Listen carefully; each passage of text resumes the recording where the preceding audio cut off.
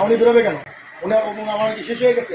মানে মোড়ক জাতের লাইসেন্স নাই, এই জন্য তার সেই প্রেক্ষিতে আমি প্রসিকিউশন দিয়েছি। তো এটা দেখা গেছে যে আমাদের বলা হয়েছিল আমাদের পক্ষ থেকে যে আপনারা বিএসটিতে আবেদন দেন, কিন্তু ওনারা যেহেতু দেন নাই, এবং আজকে সেনাবাহিনী সহ উপজেলা প্রশাসন সহ যে অভিযান আছে ওইখানে আমরা অংশগ্রহণ করছি এবং এই বিষয়ে আমি প্রসিকিউশন দিয়েছি। আপনার নাম? আমার নাম মোহাম্মদ খালিদ হাসান, আমি ইন্সপেক্টর বিএসটিআই ফরিদপুর। আপনার এই জরিমানা হচ্ছে ওজন ও পরিমাপ মানদণ্ড আইনে 1 লক্ষ টাকা জরিমানা করা হয়েছে